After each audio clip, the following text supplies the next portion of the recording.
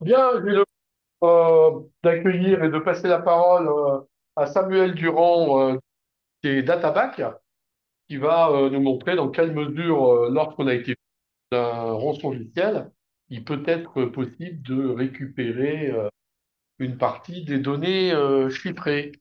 Merci Samuel, bienvenue. Bonjour à tous.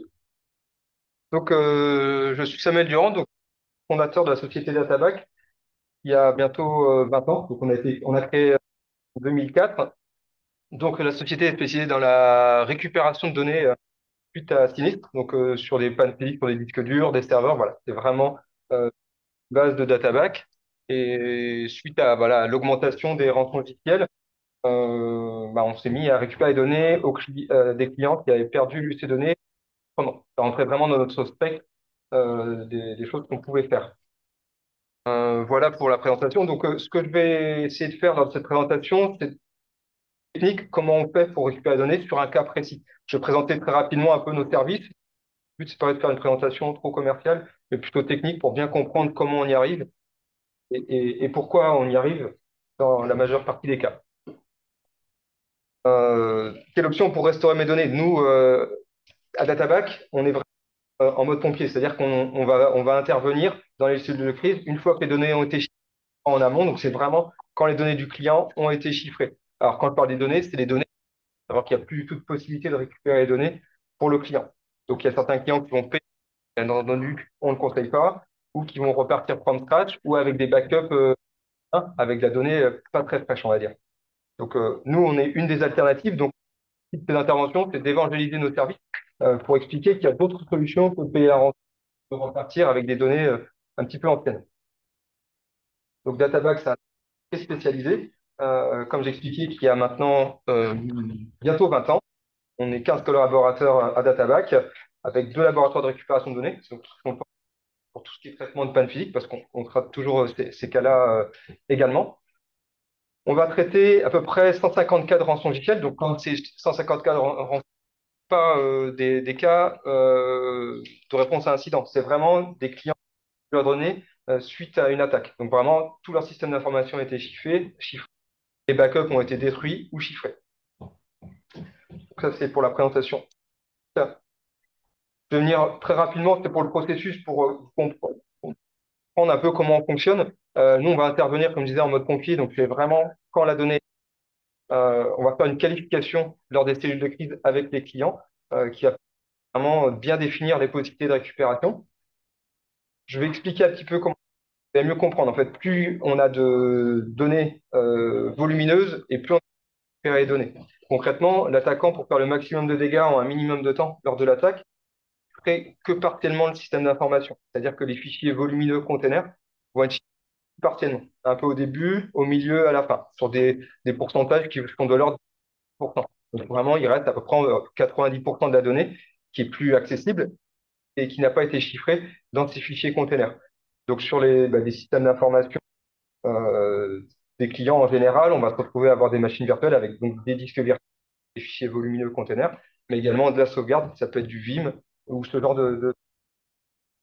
Donc, lors de cette cellule d'urgence, on va qualifier les possibilités. On se rend compte qu'il y a bien des fichiers volumineux containers qui ont été chiffrés. Là, 9 fois sur 10, après, on va pouvoir récupérer les données du client. Donc, on va passer à l'étape suivante, qui va être l'étape de diagnostic pour bien configurer et récupérer. Ça aussi, ça va être redétaillé un peu plus en détail, mais techniquement, sur le cas concret qu'on a, pour bien comprendre comment on fait pour savoir quel fichier vide ou endommagé lors de l'attaque. Donc ça, on fait une phase de Suite à cette phase de diagnostic, on a même de dire exactement quels fichiers sont récupérables de l'information. Et puis, le client va prendre sa décision de savoir si il rencontre une partie de son part entièrement avec les données qui ont été récupérées. Et donc, la restauration des données, donc, parce que Databack aide à la récupération des données, mais également à restauration. C'est-à-dire que dans certains cas, bon, je vais prendre un exemple. On a eu des clients qui ont eu tout leur système d'information qui a été chiffré, bien la prod que le backup, mais également, ils avaient un système de bandes. Donc, les bandes, évidemment, solution, je dirais, un petit peu ultime pour la. Ils étaient stockés dans le robot de sauvegarde. Ils se retrouvent avec une VM, par exemple, qui était chiffrée. Donc, ils se retrouvent avec 40 bandes sans savoir dans quelle la plus fraîche. Donc, on va aider à ce moment-là de cataloguer toutes les bandes et restaurer la donnée la plus. C'est vraiment une aide. Et puis également, on peut proposer un effacement sécurisé des ports qui ont été infectés pour pouvoir après repartir sur du matériel, on va dire propre, pour relancer l'information s'ils décident de conserver le matériel qui a été utilisé lors de l'attaque. Voilà. Présentation commerciale, c'est schématisé un petit peu comment on fait.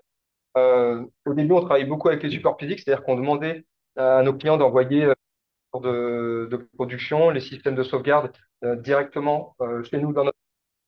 Mais maintenant, voilà, on travaille également un petit peu à l'international. On est obligé de via des transferts de données. Donc, ça peut être par des SFR. Même maintenant, on travaille à distance en déployant nos à distance chez les clients. Donc voilà le processus que je vous ai expliqué et qui comporte les trois phases. Le cas pratique, vraiment quelque chose qu'on rencontre très fréquemment, mais c'est pas forcément pour tous les cas. Donc là, voilà, j'ai pris un exemple qui était fréquent et qui représente bien ce qu'on peut faire, même si voilà, vous allez par la suite, mais qui sont pas forcément toujours très justes et très vraiment. J'ai essayé de simplifier au maximum le cas. Pour que tout le monde comprenne, je fais un petit rappel sur ce qu'est un disque, de quoi il est composé et comment il est composé. Donc le disque, on va dire, c'est le grand rectangle bleu. Une fois qu'il est formaté, on va avoir des métadonnées dedans, donc en vert, et en jaune, les données. On se rend bien compte qu'ils sont toujours libres sur le disque, mais également des zones de données et de métadonnées.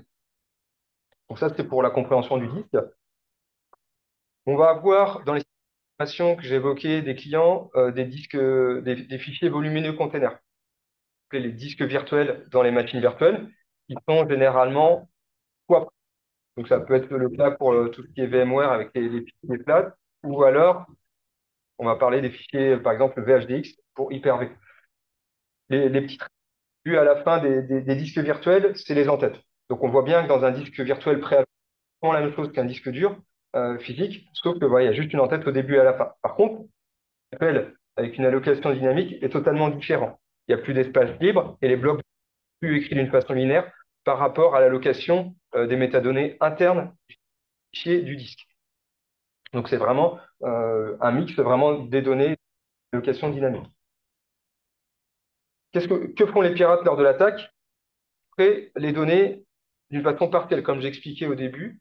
Donc c'est les cases rouges que vous avez sur les schémas. Donc du hachurage. Donc pour les VM, on peut voir des bandes de chiffrement à différents intervalles du disque.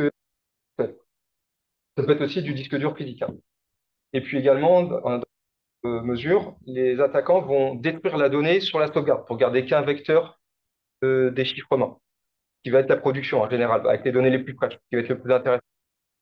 Donc tout ce qui est sauvegarde, c'est soit chiffré, soit détruit. Donc détruit, ça peut être un formatage, et puis ça englobe également, par exemple, en immuable, qui est stocké. S'il attaque euh, vraiment bas niveau les disques, même si c'est immuable, les données sont endommagées et supprimées. C'est des cas qui ont. Donc, que font les clients? J'ai mis les clients, en fait, ça peut être généralement aussi les CERT, enfin voilà, les sociétés, les intervenants qui vont constater dans un premier temps la perte des données suite au chiffrement. L'explication que j'ai donnée du chiffrement par. Bon, maintenant commence à être assez répandu. Et puis, on rencontre beaucoup de cas où il y a des tentatives de récupération en pensant des outils Photorec ou des choses comme ça, des outils qu'on retrouve sur le marché pour récupérer les données. Ça va se passer sur des disques virtuels dynamiques, comme j'expliquais, si de récupération de données. Vous allez avoir, par exemple, toute l'allocation, donc avec des noms de correspondance. Par contre, aucun fichier ne va correspondre à l'allocation donnée. Ils ne vont pas être au bon endroit. Vous pouvez avoir des données entièrement corrompues. Puis après, vous pouvez faire aussi des récupérations de ce qu'on appelle bas niveau, où vous allez perdre le nom des fichiers et l'arborescence. Et puis, c'est également fortement impacté. À partir du moment où il y a plus de un fragment, les fichiers, donc bon, la majeure partie des fichiers ne vont pas fonctionner. Et nous, à Databack, pour pallier à ces problématiques, on a un disque dur donc virtuel bande de chiffrement. On va recréer une carte des zones chiffrées pour analyser les zones de données par entropie. Alors, c'est quoi l'entropie? C'est la mesure de la quantité d'aléatoires euh, dans ces zones-là. Donc, c'est vraiment euh, des suites hexadécimales qui, voilà, quand on fait l'analyse en bas niveau sur le disque, ces zones sont chiffrées ou une entropie forte. Donc, ça permet de détecter les chiffrements qui ont été générés par l'attaquant dans le disque virtuel. Une fois qu'on a collecté toutes ces zones d'entropie forte, on va faire une analyse dessus pour essayer de retrouver exactement où sont positionnées les bandes de dans le disque virtuel. Donc voilà, c'est simplifié parce que en réalité, c'est un peu plus complexe que ça, il y a un peu plus de manipulation que ça, mais pour simplifier les choses et puis montrer un peu le cheminement qu'on utilise pour pouvoir identifier les zones de chiffrement de l'attaquant. Une fois que ces zones ont été identifiées, on va recréer un disque virtuel préalloué, c'est-à-dire qu'un disque de la taille maximum en fait qui est prévu pour son fonctionnement, fonctionner les zones de données. Donc ça peut être aussi bien de la métadonnée que de la donnée, mais également les chiffrements qui ont été détectés, on va les repositionner dans le disque. Et dans ces zones de chiffrement qu'on positionne, on va mettre des indicateurs de compromission. Ces indicateurs de compromission sont extrêmement qui vont nous permettre par la suite de connaître quels fichiers sont endommagés dans la AVM. Par exemple, vous, SQL Server, si vous avez des indicateurs de compromission dans cette base SQL, on sait que cette base ne va pas pouvoir fonctionner, par exemple. Et ça permet de faire toute une cartographie des fichiers qu'on va mettre dans ce disque qui est régénéré pour pouvoir savoir exactement quels fichiers sont valides ou non. Un serveur de fichiers, en général, comme je dis, s'il y a 1% de chiffrement, on va avoir 99% de chiffrement. Par contre, s'il y a de la base de données qui prend l'ensemble du disque et puis qui est endommagé, ben, on va se retrouver avec une base de données endommagée. Et là, pour la cas-là, on va avoir besoin de plus d'informations pour pouvoir la régénérer. Alors, soit on peut la réparer, permettre de la réparer qu'on a développée, mais également de mixer la donnée, d'autres informations. Et c'est là où on arrive en fait, voilà, à ce petit schéma qu'on a recréé, qui permet d'avoir vraiment une récupération à 100% des données. C'est-à-dire que les serveurs de virtualisation, donc les disques virtuels, comme dans le cas du disque dynamique chiffré, mais également les backups, parce que du Vim, c'est pareil, c'est de la donnée qui est compressée, qui est dédupliquée, mais qui est quand même là. C'est la même donnée qu'on peut retrouver dans la VM qui a été chiffrée. Et elle est chiffrée, vu que c'est un fichier volumineux container, elle va être chiffrée que. Et le but, c'est de mixer toutes ces données entre les backups, mais également le contenu des fichiers. Ça peut être des backups de backups qui sont à l'intérieur dans garde, dans les disques virtuels, et on va mixer ces données pour arriver à un résultat à 100% de récupération de données. Donc vraiment, le but, c'est de récupérer l'ensemble des données qui étaient contenues dans les disques. Il faut même comprendre que pour certains cas, les VM vont pouvoir même redémarrer de la récupération à 100% des données. Donc 9 fois sur 10, ce cadre-là de la récupération de données. Donc ça laisse vraiment de très bonnes chances de récupérer les données, et c'est pour ça que je souhaite euh, expliquer comment ça fonctionne et comment on ne va pas faire des chiffres, on casse pas le code. Voilà, c'est vraiment des techniques euh, qui peuvent être réalisées grâce à notre expertise sur sur les formats de fichiers, parce qu'on va réaliser, nous, un reverse engineering de format de fichiers sur les systèmes de fichiers qui vont nous permettre vraiment d'avoir cette connaissance-là et pour donner pour la récupérer. Donc voilà pour la présentation du cas concret de récupération de données pour un disque virtuel dynamique. Il existe une multitude de cas qui permet de récupérer. Ça peut être dû à voilà, de l'effacement, mais également d'endommagement sur bande par l'attaquant. Voilà, et on peut travailler vraiment sur tout type d'infrastructure. Juste une petite précision pour le dernier, donc pour les nœuds hyper convergés, voilà, qui assez récente, on va dire, et pour lesquels on peut récupérer complètement pour les nœuds hyper convergés puissent fonctionner. Il y a des disques frontaux avec des données en silo, vraiment inscrites dessus. Les attaquants ne peuvent pas atteindre. Par contre, ils peuvent atteindre les données qui les gèrent. Donc, c'est des bases de données, et puis souvent, des machines virtuelles qui sont intégrées aux nœuds hyper convergés. Et on a eu beaucoup où ces machines virtuelles ont été chiffrées dans le numérique. Donc une perte complète des données disponibles pour le client, même si les données dans les silos de données étaient pas chiffrées, il n'y avait aucune possibilité de les rendre euh, interprétables par le client. Donc là, il faut pareil, pour exactement le même principe que j'ai indiqué pour le disque virtuel, c'est-à-dire régénérer un disque virtuel et réattaquer voilà, les données des nœuds hyperconvergés pour pouvoir ressortir la donnée. Tout ça pour voilà, montrer un petit peu le spectre sur lequel on peut et qui correspond en règle générale au système d'information partie des clients qu'on peut avoir et puis qu'on a eu depuis un certain temps à DataBag.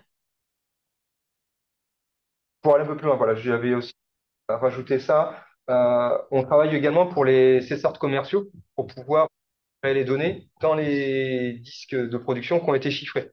L'attaque, à ces sauvegardes qui sont valides, tout fonctionne bien, impeccable. Ils peuvent repartir cette information et redémarrer leur activité.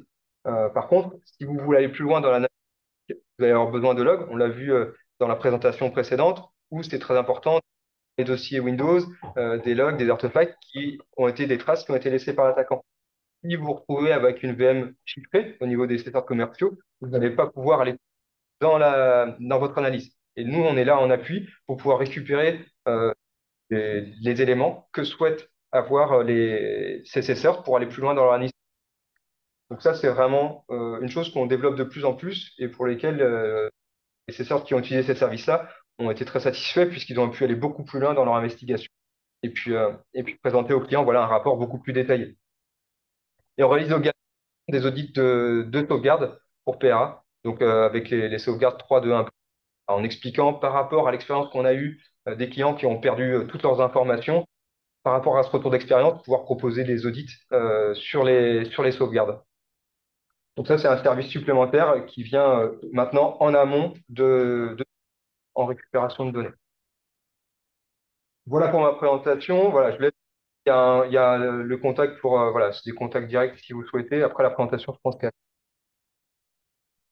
si vous avez des questions concernant la présentation, Donc, on va couper. Ben, merci beaucoup pour cette présentation.